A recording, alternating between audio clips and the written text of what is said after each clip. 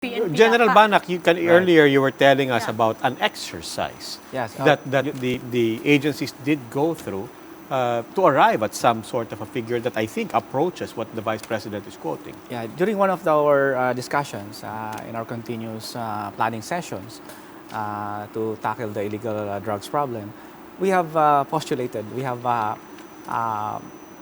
made an assumption that and asked the question, how many really, how big is the problem? You're talking about a meeting with the Vice President or no, within just among ourselves in the PNP. Drug Enforcement Group? Right, right. Okay. And so we asked the question, gaano ba talaga karami ang drugs in the circulations? And what if drug users use 0.15 grams of shabu? 0.15 grams? Yes, 0.15 grams per batak. No? Saan nyo nakuha yung figure na yun? Just ballpark Ballpark figure. lang. Estimate. Without So really, lahat to estimate. Bottom we just line, lahat to estimate. estimate. And then, Speculation. And What if lahat they, sana? yes, and then they use drugs for twice a day, and then just use a number of 3 million users.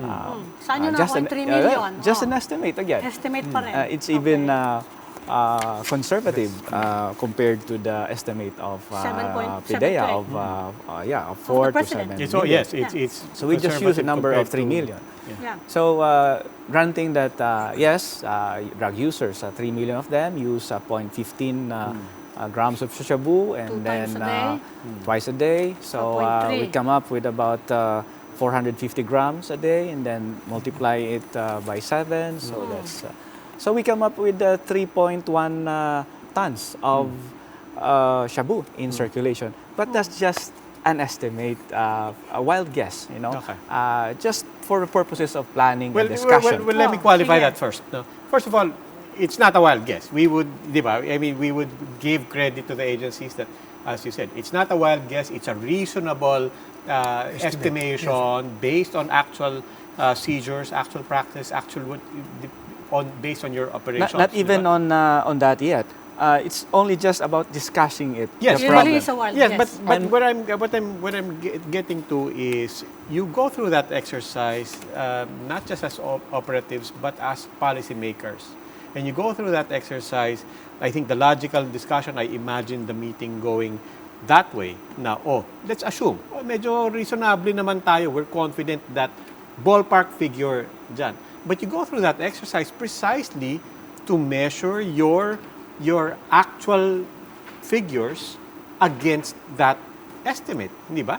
In which case, I'm not tackling the numbers yet. I'm just tackling the exercise of Vice President Robredo to say you take that number precisely so you can provide context to the actual seizures. Hindi po ba? When did Right, you do right. this estimate in the first place? I think last year. Okay. Not when she was ICAD, before. Before She was ICAD. Before she was ICAD. And so- why was it conducted? Well, it just came out during one of the discussions, and probably this was. Kwento-kwentuhan lang sa yes, PBGen, ganun ba yun? Sa kwento-kwento. Drug Enforcement Group. And then I don't know how Vice President Lenny was able to get of this hold of this information or data, and then So yung meeting na suddenly, yon, someone was taking record. probably this was just relayed to and then passed on. okay, So nobody really knows how the information went out.